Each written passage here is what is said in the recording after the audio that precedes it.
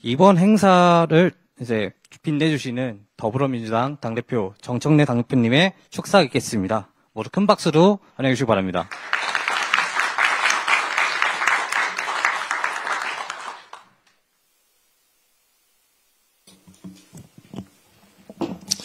네.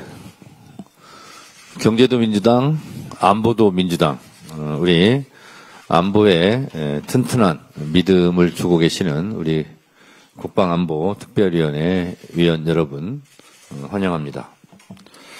국방안보특별위원회 출범식과 제1차 회의 개최를 매우 뜻깊게 생각합니다. 국방안보특별위원회의 백군기 김도균 공동위원장님과 김병주 최고위원님 그리고 함께해 주신 국방안보특별위원회 부위원장단과 관계자 여러분들께 감사드립니다. 귀한 분들을 한 분 한 분 어렵게 모신 만큼 오늘 어떤 말씀이든 잘 경청해서 우리 당의 국방안보정책으로 대한민국이 나아갈 방향을 설정하는데 당대표로서 조금의 소홀함이 없도록 하겠습니다. 윤석열 정권 3년 동안 남북관계는 최악의 상황으로 치달았습니다. 윤석열 정권은 문재인 정부에서 공들여 잡아놓은 9.19 평양 공동선언과 남북 군사 합의의 진전을 송두리째 후퇴시켰습니다. 양측은 9.19 군사 합의를 전면 파기하며 또다시 군사적 긴장을 고조시켰고 그 피해는 고스란히 우리 국민의 몫이 되었습니다. 수도권 시민들은 북한의 오물풍선에 고통받았고 접경지역 주민들은 계속되는 계엄의 확성기 방송으로 매일 잠을 이룰 수가 없었습니다. 귀한 아들을 군대에 보낸 부모님들은 자식 걱정에 마음을 졸였고 국민들은 언제든 무력 충돌이 일어날 수 있다는 공포에 떨어야만 했습니다. 뿐만 아닙니다. 조금 있으면 1주년이 됩니다만 윤석열은 작년 12월 3일 불법적인 비상계엄 내란 사태를 일으키면서 한반도를 위험의 상태에 빠지게 했습니다.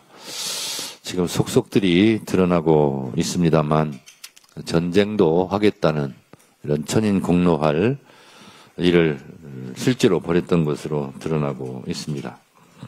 북한의 무인기를 여러 차례 침투시키며 막무가내 작전을 벌였고 심지어 평양에 무인기가 추락하기까지 하면서 국가 안보와 국민의 생명이 일촉즉발의 위험에 빠지기도 했습니다.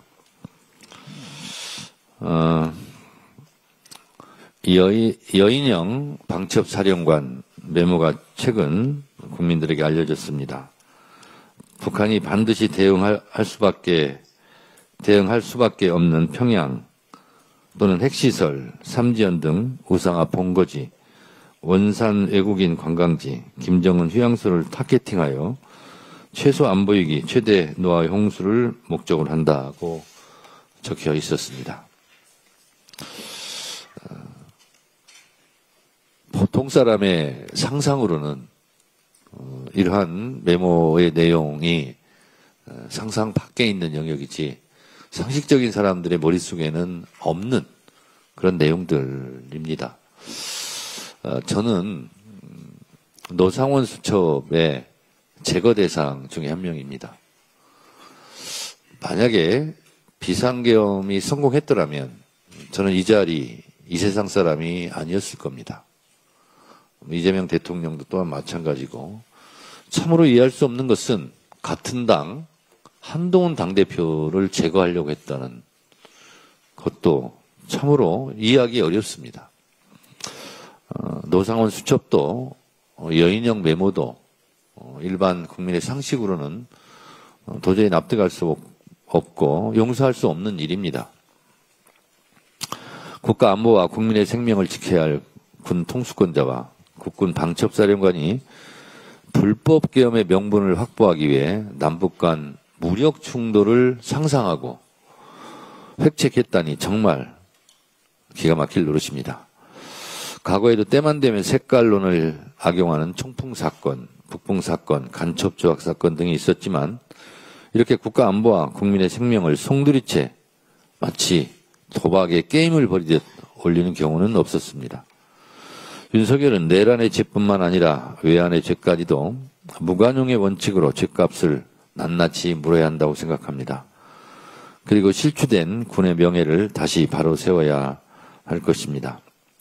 윤석열 정권 3년 동안 얼어붙은 남북관계를 다시 녹여내고 한반도 평화를 향해 다시 전진해야 합니다. 철통 같은 방위태세로 우리의 영토를 굳건히 수호하면서도 한반도 안정과 평화 정착을 위한 대화의 노력은 계속 이어가야 합니다. 이 두 가지 과제를 얼마나 슬기롭고 조화롭게 해 나가느냐에 따라서 대한민국의 미래와 한반도 평화 운명이 달려 있다고 해도 과언이 아닐 것입니다. 이재명 정부는 내년도 예산안에 국방 예산을 올해보다 8.2% 증액한 66조 3천억 원을 편성했습니다. 또 이재명 대통령께서는 경주 에이펙 정상회의를 계기로 한미 정상회담을 통해 핵추진 잠수함 건조 승인까지 이끌어냈습니다. 우리 안보 태세를 굳건히 하면서 AI 시대에 발맞춰 스마트 강군으로 전환하고 방위산업을 도약시키기 위한 똑똑한 전략이 아닐 수 없습니다. 또한 이재명 대통령께서는 END 이니셔티브를 통해 한반도 비핵화를 위한 해법도 제시하였고 남북관계 개선을 위한 노력도 함께 이어가고 있습니다. 위기를 기회로 만들고 어려운 조건에서도 대한민국 국익 추구를 위해 유리하게 핵추진 잠수함 등을 이끌어낸 이재명 대통령의 노고에 대해서 아낌없는 박수를 보냅니다. 더불어민주당은 우리 정부의 이러한 노력에 적극 동참하며 9.19 군사합의의 선제적 복원에 앞장설 것입니다. 오늘 출범하는 국방안보특별위원회가 큰 역할을 해주셨으면 좋겠습니다. 국가는 안보 태세와 한반도 평화정착을 위해 여러분들의 경험과 지혜를 마음껏 들려주시고 당이 그것을 받아서 대한민국의 튼튼한 안보를 위해서 초석이 될 수 있도록 당대표로서 노력하겠습니다. 감사합니다. 네, 당대표님의 축사 정말 잘 들었습니다. 그 다음으로 이번 출범식을 주관하신 더불어민주당 국방안보특별위원회 공동위원장이신 기념사를 듣도록 하겠습니다. 먼저 백군기 위원장 듣도록 하겠습니다. 네, 존경하는 우리 정창래 대표님, 또 그리고 국방안보특별위원회 동지 여러분, 최근 선거에서 여론을 분석해 보면 우리 국민들 마음속에는 아직도 안보는 민주당이 좀 약하다라는 인식이 남아있는 것으로 비춰집니다. 그런데 국방부 예산 통계를 차분히 비교해 보면 오늘 대표님께서도 말씀을 하셨지만 8.6%면 엄청난 거 아닙니까? 사실은 정반대의 그림이 나옵니다. IMF 이후에 국방비 연평균 증가율을 보면 김대중, 노무현, 문재인 세 번의 민주당 정부에서 더 많이, 더 공격적으로 국방비를 늘렸습니다. 말로만 강한 안보를 내친 게 아니라 숫자와 전력으로 뒷받침을 해온 적이 바로 민주당 우리였다는 것입니다. 지난 2001년 김대중 대통령은 공군산학교 졸업식에서 우리도 자체 개발 전투기를 타개하겠다고 선언하면서 국산 전투기의 비전을 처음 공식화했고 그 씨앗이 지금 KF-21 개발로 이어지고 있습니다. 노무현 정부는 대항해군 기지를 내걸고 KDX-3 이지스함을 전력화하고 제주 해군 기지를 결정함으로써 원해 작전에 초석을 놓았습니다. 문재인 정부는 이른바 삼축 체계를 핵 WMD 대응 체계로 재정비하고 부사관과 군무원을 늘려 전문성을 확보했습니다. 전작권 문제도 그렇습니다. 제가 노무현 정부 후반기에 선임관찰관으로 한미연합훈련에 참여했을 때 당시 김태형 장관과 연합사령관 샤프 연합사령관은 우리 한국군이 정말 유능하다. 전작권 바로 인계도 되겠다라는 언급을 하셨습니다. 한국군이 충분히 지휘를 할 수 있다는 평가를 이미 받았고 기술 문제가 아니라 지휘에 달리는 것입니다. 그렇기 때문에 충분히 이번 이재명 정부 안에서 맺을 수 있는 회복의 로드맵을 우리가 꼭 제시를 해야 될 것입니다. 이제 현 정부에서 한 단계 더 나아가야 할 과제가 핵 추진 잠수함입니다. 핵 추진 잠수함은 30년 넘게 말만 사든 사실 오가던 그런 논의가 이번 한미 정상 간의 합의와 공동문서에 대한민국의 핵 추진 잠수함 건조를 승인한다라는 문장으로 못을 박았습니다. 핵 추진 잠수함 전력은 북한의 위협 억제는 물론이고 주변 사강에 대한 대한민국을 바라보는 안보 계산법 자체를 바꾸게 했습니다. 이재명 정부가 핵 추진 잠수함이라는 전략 자산을 장기 국가 전력으로 설계해야 한다고 생각을 합니다. 우리 국방안보특별위원회는 이런 점을 데이터와 팩트로 뒷받침하는 역할을 하겠습니다. 실질적인 당의 대표님을 모시고 싱크탱크가 되겠습니다. 우리 정창래 대표님께서는 민주당은 안보에도 강하다라는 슬로건이 앞에도 있습니다만은 자신 있게 이것을 누구에게나 얘기할 수 있도록 우리 특위가 보필을 잘하도록 하겠습니다. 감사합니다. 네, 그 다음으로 김도균 위원장님께서 기념사를 하시겠습니다. 예, 김도균입니다. 먼저 정말 바쁘신 분입니다. 바쁘신 일정 속에서도 이렇게 우리 국방안보특별위원회 출범식 및 제1차 회의를 직접 주관해 주신 정청래 당대표님 감사합니다. 여러분 박수 한번 주십시오.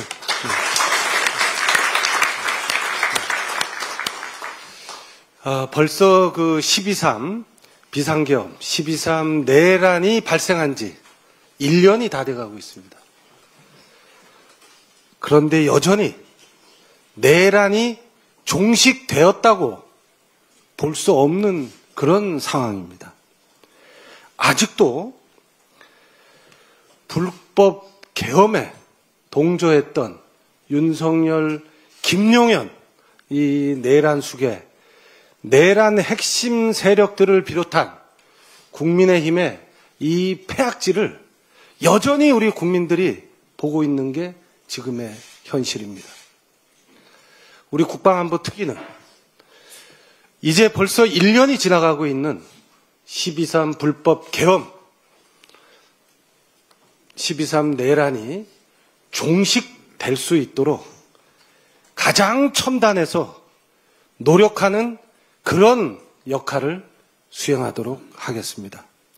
특히 내란 종식의 내란 세력의 중심으로 역할을 했던 방첩사령부를 비롯한 내란 동조 세력들이 엄중하게 수사받고 심판받고 책임질 수 있도록 더 노력하겠습니다. 그리고 지난 8.15 경축사에서 이재명 대통령께서 9.19 군사합의의 선제적, 단계적 복원을 천명했습니다. 9.19 군사합의는 한반도의 지속 가능한 평화 상태를 만들기 위한 출발점이고 그리고 가장 대표적인 안전핀입니다. 그런데 9.19 군사합의가 조기에 복원되어 한반도의 지속 가능한 평화 그리고 우리 국민들에게 일상화된 평화를 체감할 수 있는 그런 기초가 만들어질 수 있도록 노력하겠습니다. 그리고 이 군사 주권, 이제는 군사 주권을 찾아야 될 때입니다. 앞에서도 말씀하셨듯이 전시 작전 통제권은 이번 이재명 정부 임기 내에 분명히 환수해서 군사 주권이 확립된 군사 강국으로서의 대한민국을 우리 국민들뿐이 아니라 온 세계에 알려야 합니다. 이재명 정부 국민 주권 정부가 성공적으로 대한민국을 이끌 수 있도록, 그리고 새로운 대한민국, 진짜 대한민국이 만들어지는데 국방 안보 분야의 핵심적 역할을 우리 더불어민주당의 국방안보특별위원회가 할 수 있도록 해야 할 것입니다. 지금 그 내란 특검에서 내란죄뿐이 아니라 외환죄에 대한 수사도 엄중하게 실시하고 있습니다. 외환죄에 관여된 조직 그리고 관련자들 명명백백하게 밝혀내서 이들에게 엄하게 처벌할 수 있도록 분명히 후속 조치가 이루어져야 된다고 말씀드리고, 이 조치들이 가시화될 수 있도록 더 관심을 가질 수 있도록 하겠습니다. 또 오늘 다시 한 번 더 이렇게 소중한 자리를 주관해 주신 당대표님께 감사드리고, 또 전국 각지에서 우리 국방안보특별위원회 부위원장님들을 비롯한 상임고민 자문위원님들이 이렇게 오셨습니다. 여러분 하여튼 고맙습니다. 열심히 그 국방안보위원회의 집행부도 열심히 할 수 있도록 그렇게 하겠습니다. 고맙습니다. 네, 두 분의 공동위원장님 말씀 잘 들었습니다. 정말 현재 국방안보특별위원회 역할에 걸맞는 기념사였습니다. 다음 순서로는 이번 출범식 참석하여 빛내주신 장영달 상임고문님의 축사가 있겠습니다. 네, 여러분 반갑습니다. 그리고 복잡한 난관 속에서 내란 청산을 위해서 애쓰는 우리 정청래 대표에게 특별히 그동안의 노고와 지금 추진에 대해서 감사의 말씀을 드립니다. 저는 그 70년대 초반에 베트남 전쟁터에 있었습니다. 거기에서 저는 한국군과 미군 사이를 오가면서 맹호부대의 병기가 제대로 조달될 수 있도록 임무를 담당하고 있었습니다. 그래서 이 미군 부대와 한국 부대를 오갔기 때문에 월남 민간인들을 많이 만날 수 있었어요. 그런데 그 월남 민간인들 속에서 당시에 TU 정권을 지지하는 모습을 찾아보기 어려웠어요. 그렇기 때문에 미군과 한국군이, 우리 한국군이 5,000명이나 전사를 하면서 월남에 주둔했는데 이게 모래밭에 물 붓기지, 아무리 군사력이 강해 본들 월남 국민의 민심을 얻지 못하는데 이 전쟁을 어떻게 이길 것인가, 연락병 입장에서 제가 봐도 참 이게 어려운 일이라는 생각이 들었어요. 김대중 대통령 때 대통령으로부터 제가 직접 전화를 받고, 군은 청춘을 부대에서 보내는 사람들이기 때문에 일반 공무원들보다 연금을 2단계 높여줘야 되겠다, 그런 지시를 제가 받았어요. 그래서 국방위원회에서 그 안을 처리했어요. 그래서 지금도 여러분 아시다시피 군의 연금이 적자폭이 가장 큰 겁니다. 군 연금이 적자폭이 가장 커요. 현역이 불입하는 것보다 해마다 국민이 넣어줘야 되는 돈이 더 큰 것이 군인연금이 유일합니다. 그럼에도 불구하고 이 5.16 군사 쿠데타, 12.12 군사 반란에 이어서 다시 대다수 군인들이 그토록 군의 명예를 위해서 고생을 해오는데 또다시 윤석열이가 12.3 군사 반란을 획책했습니다. 이래가지고 공든탑이 무너지듯이 현역 장군들을 만나보면 정말 기가 막힌 심정으로 대다수가 그런 입장에 있습니다.